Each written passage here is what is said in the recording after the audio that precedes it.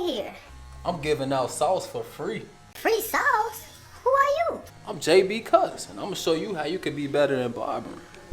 1, 2, 3, hit me!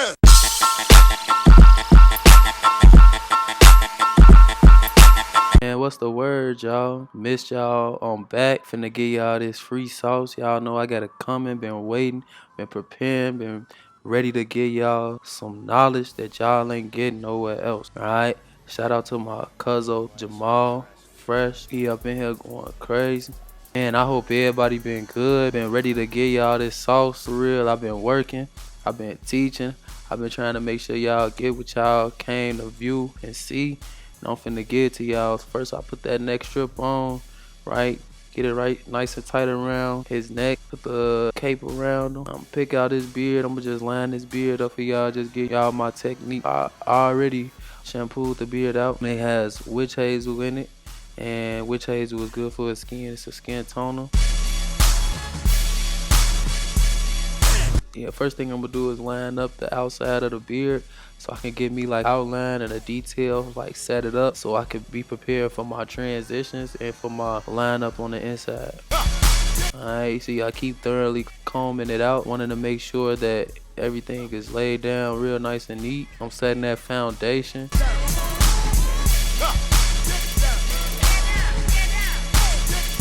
Got the Andes GTX cordless liners. I never set them. They came out the box hidden. Right.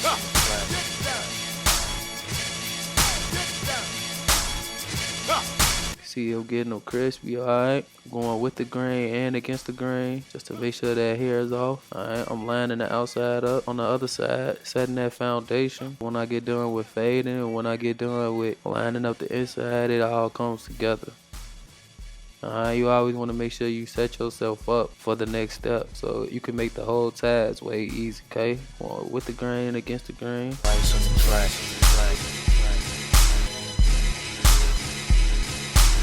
Making sure that's clean.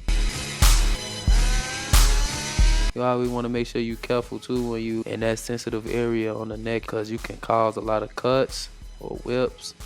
Alright, so I just got a gentle touch. I'm just making sure that I'm lightly putting the blade to the skin because I don't want to cause any irritations.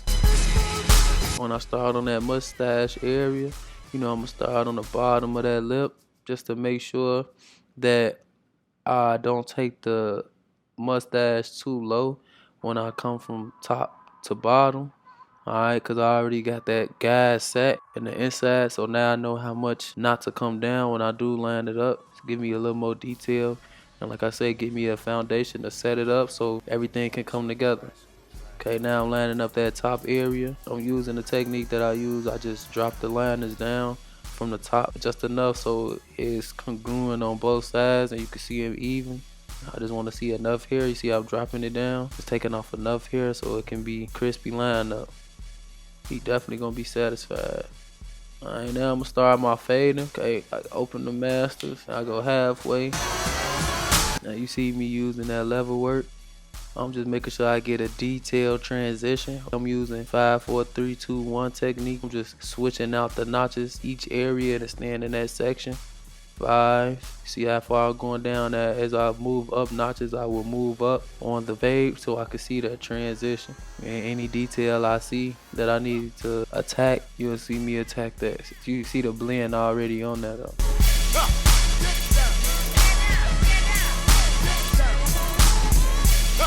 So you see how I applied the lubricant to the skin. Alright, I'm gonna change the blade, fresh blade. I want to make sure it come out the pack, everything sanitized. And now I'm going to use my razor. I want to make sure it's on a 30-degree angle. Make sure that everything's smooth for my thumb to pull the skin back. Okay, and I'm going to start on the 30-degree angle. Okay, I'm going to work my way up, then down, just so I can know that it's symmetrical and congruent to line straight within that mustache area. You see it come right together. The whole thing is just to make the job a lot easier for yourself. You see I just stretched the skin. Started from the middle, I went up, then went down. I don't like really using a lot of the blade on the face and then a lot of clipper because a lot of people have sensitive skin. So, you know, I went to school to be an esthetician, so I'd be more so worried about a lot of skin issues that the client have as well. And I just don't want to cut over it. I want to try to fix it That makes sense. Okay, I'm gonna go back in and attack that just straight beard lineup. Alright, just to make sure it's crispy. And now I'm gonna hit behind the beard. Still got it on a 30-degree angle. Now I came up with something that I also use where I do detrail, neutral, and control. It gives me more stability, more grip, and more control, and more detailed areas of the beard, okay? Because you can't hold the razor the same way on the outside of the beard as you can in the inside of the beard and not have that risk of cutting your client. So you want to make sure that you got a good hold on that razor holder. I work my way in on that razor holder. You see how I'm holding it? I make sure I got that tight grip on it. I'm going in, making sure I got a light touch. I don't want to cut the client, I don't want to nick him.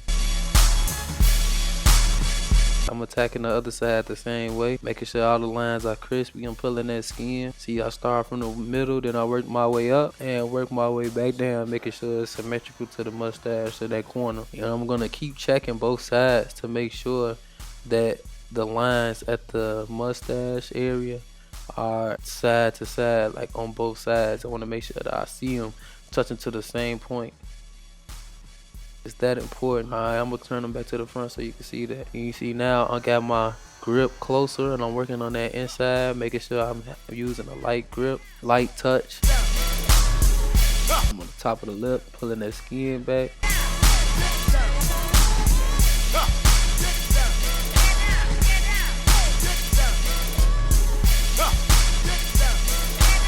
You see I'm pulling the skin back and I'm pulling his nose back. As I move over, I move my thumb over. My thumb is consistently and always right behind the razor, pulling the skin. If the blade moves, my thumb moves. Thumb right behind, thumb right behind. You see, every time I move, it's that important. It's that serious, okay? Because you don't want to cut them, you don't want to nick them, because you don't want to have something that's looking so good turn into a catastrophe just because you cut them. Alright, little nicks bleed. We don't need that. And in case you didn't know, if you do nick somebody, the first thing that you should do is stop and tell the client that you nicked them. Then we're going to put some gloves on and start addressing the wound. We want to make sure that we clean it and we use aseptic powder. Alright, and we want to make sure that after we use the aseptic powder and we use the gloves, that we put it inside a separate garbage bag and place it in the garbage can.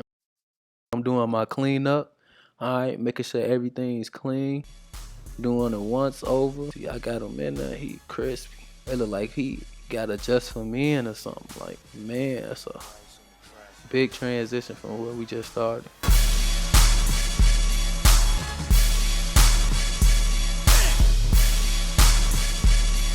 Definitely appreciate y'all coming back in to get this knowledge. You know I had to make sure I got y'all straight. Free sauce. jaybcutz, I'm giving it to you. Make sure y'all like, subscribe, and tune in for more videos. I'm going to keep it coming. I got some more stuff on the way from y'all. I got some more instructional videos, and I got some more haircuts. I want to make sure y'all get this, and I want to make sure y'all get right. Alright, jaybcutz, I'm coming back to you. Be smooth.